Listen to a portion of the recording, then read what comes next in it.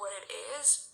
When I came here where I am right now, I had to leave so many things behind that I didn't want to leave, and I still did it. And it's really difficult to leave so many things and to let go. For example, right now I'm selling like practically all of my stuff. It's just a lot of purging.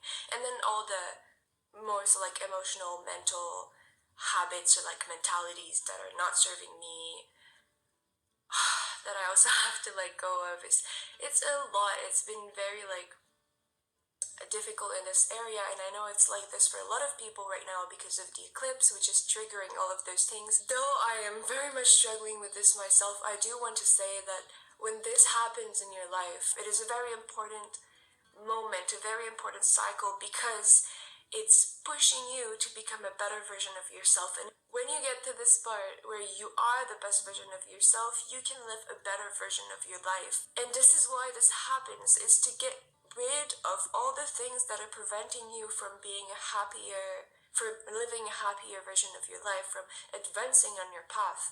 And if you're in Krishna consciousness or other type of spirituality, well, it's also helping you move on that path, because karma is putting like blockages on the road, and these moments are triggering you so that these negative things are pushed out of you, so that you push them out of you, and so that you can evolve and start advancing in a direction that is meant for you and that is going to bring you your highest good.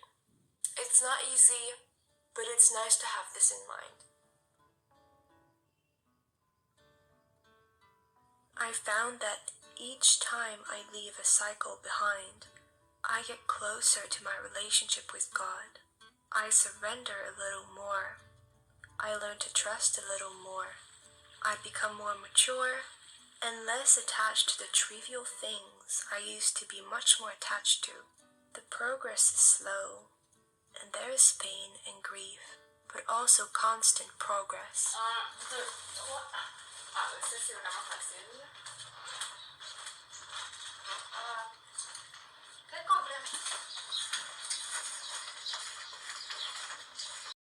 Her place so that I can travel lightly this summer. And yeah, it's gonna be a pretty nice day.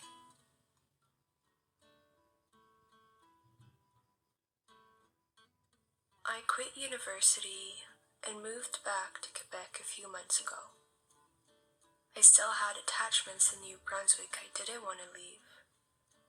There was a strong pull and so many signs urging me to move away.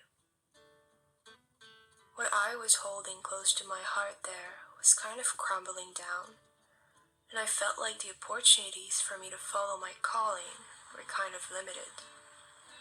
I wanted to serve Krishna through my work and artistic abilities and have my spirituality at the center of my life.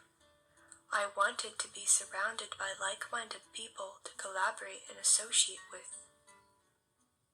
And so I moved near the Hare Krishna temple into the big city, 10 hours from New Brunswick by car. I knew I would meet the opportunities I was looking for there. And through the difficulties and anxieties that followed, I did.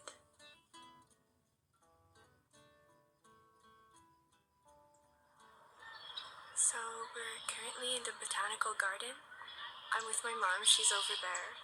And yeah, spending a little time with my mom, being in nature, it feels really good. I've been here before, but never when the flowers are bloomed and everything is grown.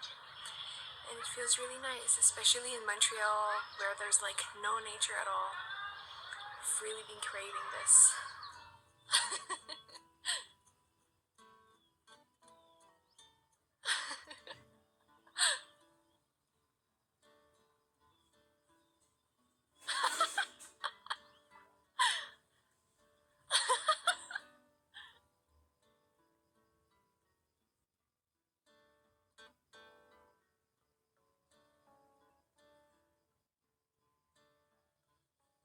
For those who don't know, I'm leaving this summer. I'm going on a kind of road trip, and we're gonna like do kirtans and festivals and activities along the way to Krishna Conscious Farm in BC. And once again, I have to like let go of all that doesn't serve me anymore so that I can be like, I'm learning slowly not to get too attached to objects, to let them go. I'm the type of person who likes to collect and accumulate varieties of beautiful or practical things, so this is a pretty nice lesson.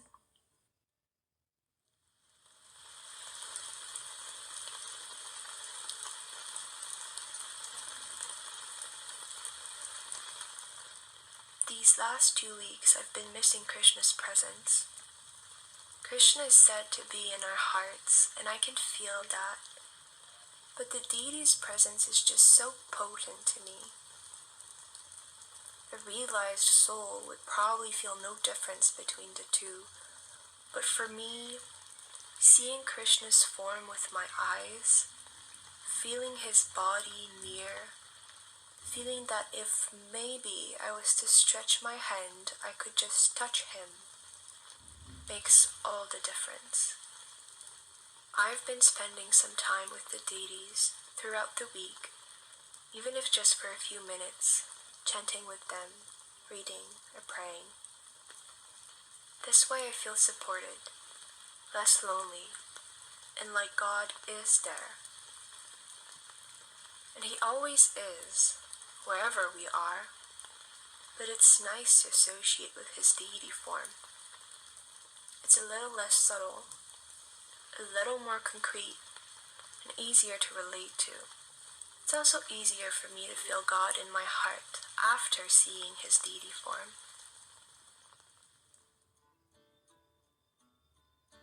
At the temple, devotees cook food and offer it to the deities. In this way, what we eat are like remnants from God, which makes the food sanctified. The purpose is to help us detach from our material senses, which allows a leveling up of our consciousness, from body consciousness to soul consciousness.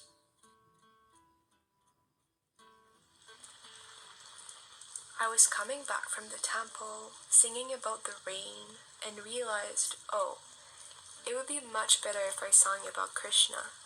That would be more inspiring.